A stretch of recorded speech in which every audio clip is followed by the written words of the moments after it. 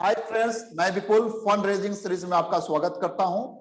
पिछले वीडियो में आपने देखा एक प्राइवेट लिमिटेड कंपनी के पास फंड रेजिंग के क्या क्या ऑप्शन हैं। हमने डिफरेंट ऑप्शन को एक्सप्लोर किया। आज हम लोग देखेंगे कि एक कंपनी है जो कितने तरीके से सिक्योरिटीज को इशू कर सकती है। इसमें लोग अक्सर कंफ्यूज होते हैं आईपीओ एपीओ के बारे में, राइट इशू प्रेफरेंशियल इशू के बारे में, प्राइवेट प्लेसमेंट या आपका प्रेफरेंशियल इशू क्या दोनों सेम है, ठीक है। ऑफर फॉर सेल क्या होता है। तो हम लोग यहाँ पर देखेंगे कि इन लीगल पार्लेंस इन चीजों को हम कैसे समझते हैं। आइए देखते हैं वन बाय वन। तो सिक्योरिटीज इशू जो है इसको हम लोग तीन पार्ट में क्लासीफाई यहाँ पर किया है हम लोगों ने। यहाँ पर आप देख रहे होंगे कि पब्लिक ऑन राइट इशू जो है इसमें इसका डिटेल प्रोसीजर है comparison to private placement of preferential issue, जिसमें आपको रिलेटिवली सिंपलर प्रोसीजर है। तो यहाँ पर जो सिक्योरिटीज को है, सिक्योरिटी इशू को हम लोग पार्ट में बात है। सबसे पहले पब्लिक ऑफर। तो कंपनीज एक्ट के अंदर कहाँ डिफाइंड है ये पब्लिक ऑफर, क्या होता क्या है। तो ये सेक्शन 23 के एक्सप्लेनेशन में पब्लिक ऑफर को डिफाइन किया गया है। इसमें कहा गया है कि पब्लिक ऑफर इंक्लूसिव डिफिनेशन है, includes IPO initial public offer और APO public further public offer to the public. Public offer means offer made to the public by IPO और एपीओ बाय ए कंपनी और an offer for sale of securities to the public by an existing share holder through issue of a prospectus. देखिए offer for sale को public offer क्यों कहा जा रहा है। Even ये जो एग्जिस्टिंग शेयर होल्डर जो है वो भी अगर अपना स्टेक डाइल्यूट करती है तो आउटसाइडर को, तो ये भी पब्लिक ऑफर में आएगा। तो पब्लिक ऑफर को डिफाइन किया गया। पब्लिक ऑफर इंक्लूड्स आईपीओ और फर्दर पब्लिक ऑफर और an offer for sale by existing share holder through issue of prospectus to the public, मतलब offer made to the public. That is defined in section 23। दोस्तों अब समझते हैं private placement क्या होता है। तो प्राइवेट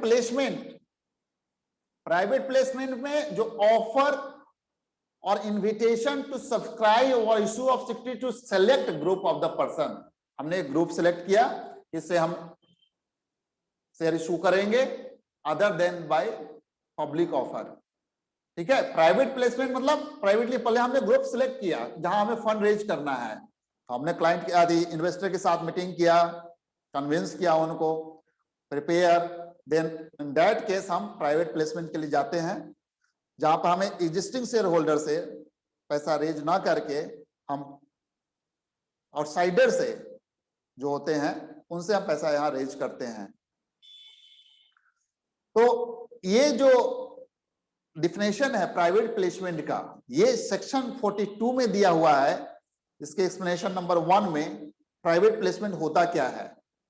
तो इस सेक्शन के जो कंडीशन है उसको कंप्लाई करके हम प्राइवेट प्लेसमेंट इशू करते हैं। प्राइवेट प्लेसमेंट के बारे में जो डिटेल प्रोसीजर है कि कैसे इशू करते हैं, क्या स्टेप्स होते हैं, ठीक है, क्या क्या रिक्वायरमेंट है स्टेप वाइज, तो इसके लिए मैंने डिटेल वीडियो एक बनाऊंगा जो आपको बाद में इसके डिस्क्रिप्शन बॉक्स में उसका लिंक दे दूंगा। दोस्तों अब समझते हैं ऑफर फॉर सेल। दोस्तों ये इंटरेस्टिंग है कि ऑफर फॉर सेल जो है ये जरा न्यू कॉन्सेप्ट है, कंपैरिजन टू पहले से नहीं था ये। तो ये लगभग 2012 के आसपास इसको सेबी ने इंट्रोड्यूस किया, ठीक है। और जब एक गाइडलाइन लाया था कि जो लिस्टेड कंपनियों में प्रमोटर का जो स्टेक है 75% से ज्यादा नहीं होगा। तो 75% ज्यादा था तो उसको स्टेक को डाइल्यूट करना था, एटलीस्ट 75% जो से नीचे लाना था। तो उस केस में ऑफर फॉर सेल के कंसेप्ट को लाया गया। इस ऑफर फॉर सेल के अंदर देखिए public offer includes offer for cell of security to the public by existing shareholder through issue of the prospectus. So offer for sale is when the promoter owner of a listed company sell shares to the general public. It is transparent process, takes place on the stock exchange अभी क्या है कि only 200 top company जो है पर market capitalisation can initiate an offer for sale. जैसे IPO APO होता है, उसके विपरीत ये जो आईएफओ का जो कॉन्सेप्ट है ऑफर फॉर सेल, ये न्यू कॉन्सेप्ट है इंडियन इन्वेस्टर के लिए। सेबी ने 2012 फरवरी में इसको इंट्रोड्यूस किया है, और सेबी का जो गाइडलाइन था 75% minimum stake note maximum stake of the promoter in the listed company, तो उसके लिए ये ऑफर ये कॉन्सेप्ट लाया गया था। पहले क्या था कि promoter could participate in an OFS, लेकिन अब क्या है कि any share holder holding more than 10% share can offer their share to for sale। पहले प्रमोटर ही OFS के लिए पार्टिसिपेट करते थे, लेकिन अब जो है कोई भी शेयर होल्डर जिसका 10% से ज्यादा स्टेक है वो ऑफर फॉर सेल कर सकता है। दोस्तों अब समझते हैं further issue of the share. तो सेक्शन 62 जो है further issue of the share capital के बारे में बताता है। आप देख रहे होंगे लेफ्ट साइड में कि सेक्शन 62 में कहा गया है कि वेयर एट एनी टाइम, ठीक है, अगर कंपनी को लगता है कि अब बिजनेस को एक्सपैंड करना है, कैपिटल ज्यादा रेज करना है, ठीक है, नए प्लान डालने हैं, तो उस that case company having share capital propose to increase its subscribed capital by issue of further share, और such share shall be offer to holder of the existing share holder, जो पहले से एग्जिस्टिंग शेयर होल्डर हैं equity shares, उनको उसको issue करते हैं, या एम्प्लॉइज को, जिसको कहते हैं एम्प्लॉइज स्टॉक ऑप्शन, और एनी पर्सन, ठीक है, other than equity share right issue, तो उसको कहते हैं प्रेफरेंशियल बेसिस और प्राइवेट प्लेसमेंट। यहां पर सेक्शन देख रहे होंगे, section 62 subsection 1 clause A, B and C, ये आप देख रहे होंगे टेबल में दिया हुआ होगा।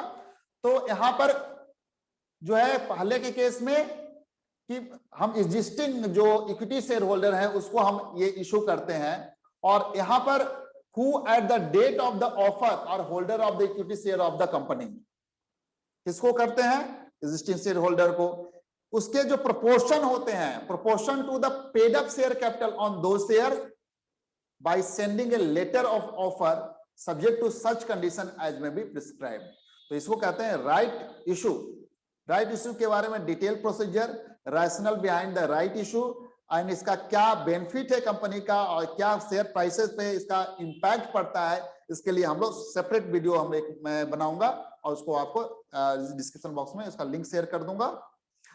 दूसरा है एम्प्लॉइज को, जिसको कहते हैं एम्प्लॉइज स्टॉक ऑप्शन।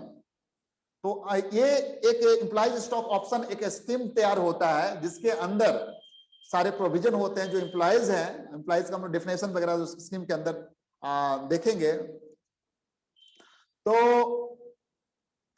ये इसके लिए स्पेशल रेजोल्यूशन कंपनी को पास करना पड़ता है, और जो कंडीशन लिखे हुए सेक्शन 62(1)(b) के अंदर उसको कंप्लाई करके एम्प्लॉइज को इशू करते हैं, ये सो दैट एम्प्लॉय रिटेन रह सकें और कंपनी के जो में एक ऑनर की तरह पार्टिसिपेट कर सके।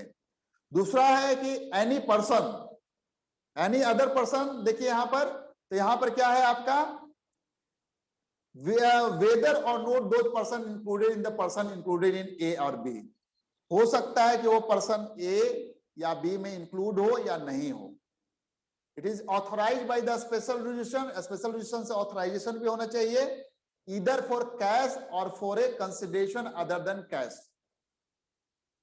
If the price of such share is determined by the valuation report of registered valuer subject to such condition as may be prescribed, जो प्राइस वैल्यूअर रजिस्टर वैल्यूअर करेगा, ठीक है, उस प्राइस पे हम यहाँ पर प्रेफरेंशियल इशू लाते हैं। तो यहाँ पर हम लोगों ने बेसिक समझा, और इसके रिगार्डिंग इस shop preferential issue, private placement के रिगार्डिंग डिटेल जो प्रोसीजर, इंपैक्ट, राइट इशू और बोनस इशू, ई-शॉप वगैरह में क्या टैक्स का इंप्लीकेशन आएगा, इसके लिए एक सेपरेट वीडियो रहेगा हमारा, तो उसको आप रिफर कर सकते हैं। तो आज हम लोगों ने दोस्तों समझा इस वीडियो में कि इशू ऑफ सिक्योरिटीज कितने तरह के होते हैं, public right private placement, further public offer classified into IPO, further public offer and IPO classified into the fresh issue और offer for sale। तो ये क्लासिफिकेशन था। इसके रिगार्डिंग आपको किसी तरह का कोई क्लैरिफिकेशन चाहिए या कोई आपके डाउट है तो आप मुझे डिस्क्रिप्शन ये कमेंट्स बॉक्स में आप मेंशन कर सकते हैं या फिर ईमेल आईडी दिया हुआ, इस ईमेल आईडी पे आप मेल भी कर सकते हैं। Thank you so much for watching this video.